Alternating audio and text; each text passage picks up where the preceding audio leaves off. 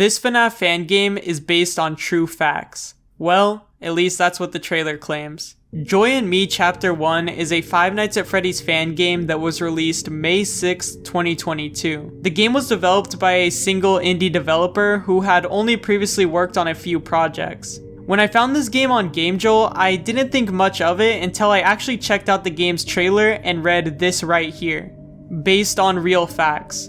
Or in other words, this FNAF fan game is based on a true story. The description of the trailer also reads, investigate in this story based on real facts of sleep paralysis and live the nightmare of the creator of the game. This, coupled with the already promising looking visuals that I saw in the trailer, was enough to spark my curiosity enough to actually go download the game for myself. So join me today as we look into Joy and Me Chapter 1, the FNAF fan game based on real facts.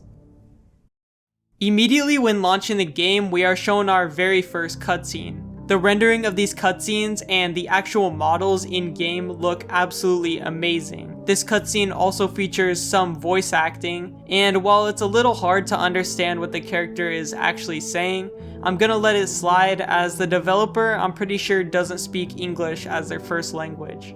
And the fact that the game features both English and Spanish voice acting is a really nice addition.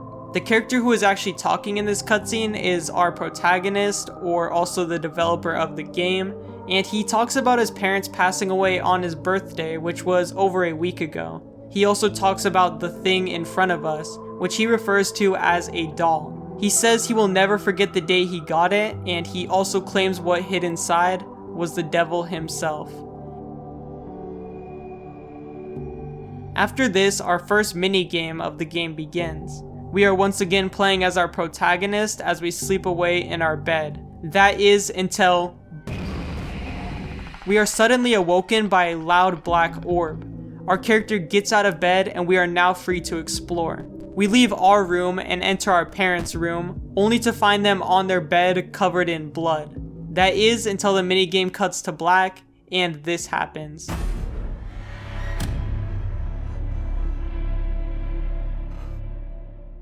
Okay, so now we're on to the first night or level of the game. There's not really 5 nights like any other FNAF fan game, but I'm just gonna call them nights for convenience. So before we actually get into the night itself, a few tips pop up on screen telling us how to survive the night. They give you like 2 seconds to read these though, so I had no idea what I was doing the first time I played.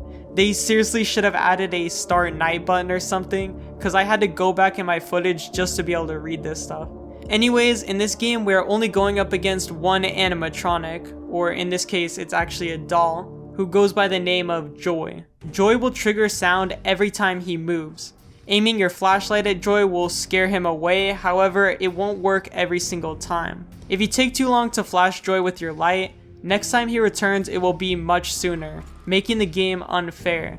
Joy is also able to dodge you if he thinks you are going to shine the light at him, and can go around the room to kill you. You can survive against Joy by keeping him out of the room, and if Joy makes it into the room, it becomes much more difficult to actually win the section. Yeah, they somehow wanted you to read all of this before the night started.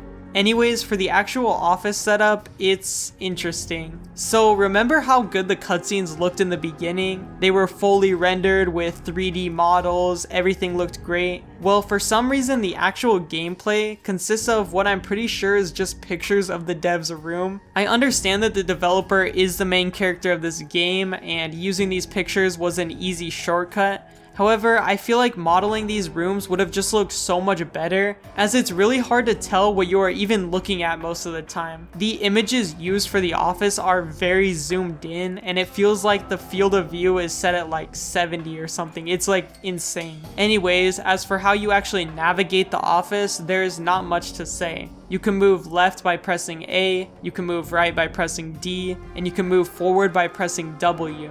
Pressing W an additional time will also open the door in front of you, and this lets you open the door to flash the light on Joy if he is outside of your room. Actually getting through this first night section wasn't too hard at all, as it only lasted a few minutes. You kind of just flash your light in whatever room you heard a sound cue come from for a few minutes and then it's over. So after actually getting through that section, the minigame fades back in and we see our character standing there crying. The black orb suddenly appears once again at the end of the room, and we now have control of our player once again as we try to escape the black orb that is hunting us down. You leave your parents' room and run around the house for a little bit before making it back to your room and hiding under the covers. This starts the second section of gameplay, and this one is identical to the first one, with the only difference being that this one is much harder. Another difference in this night though is that our character actually brings up his phone and starts texting one of his friends for help. My parents are dead. There is something at home that is about to kill me. This is not a joke. Please Juan, come pick me up and call the police as soon as possible. Come prepared. Whatever it is, that thing is dangerous. Please don't think this is a joke. After sending this text message, shortly after we receive a reply from our friend, who just says, "It's a joke, right?"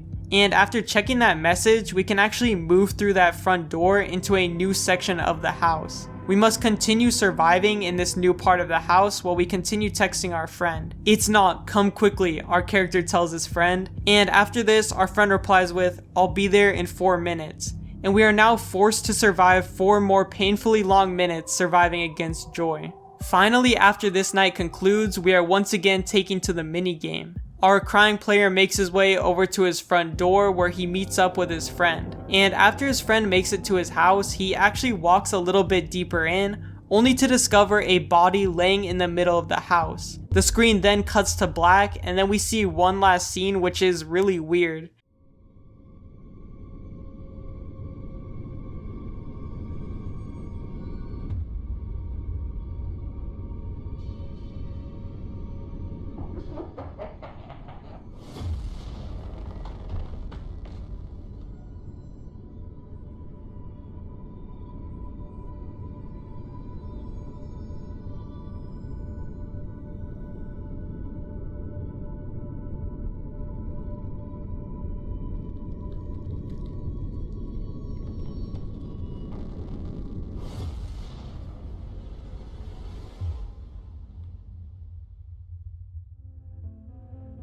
It has Joy leaning over what looks to me like the FNAF table, like where you interview the animatronics.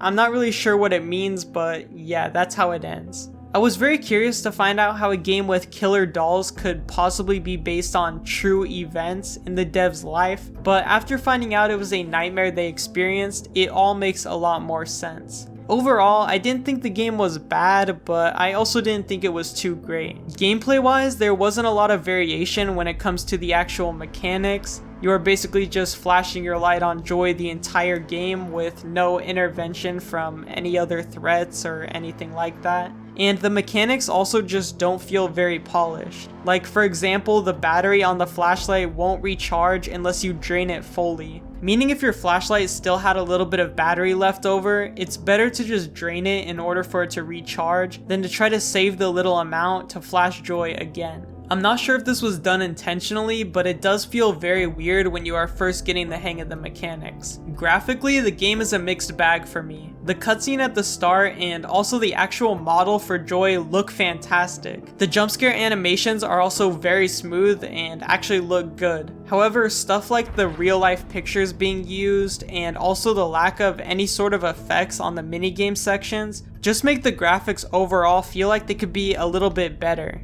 In terms of the story, I'm actually not sure how I feel about the story, honestly. Originally, that was what pulled me into the game, however, after completing it, I still feel like I need to see more. Luckily, Joy and Me Chapter 2 is still being developed and is scheduled to release sometime in 2023. It's being developed in Unreal Engine 5 this time, and the one trailer that has been released of it so far does look pretty promising. So I will for sure be checking that out whenever it releases. Here's a short clip from that teaser so you guys can see what's coming up next. Very late. Your dad is causing his resting now.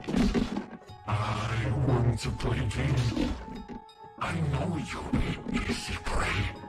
So, let's play hide and seek.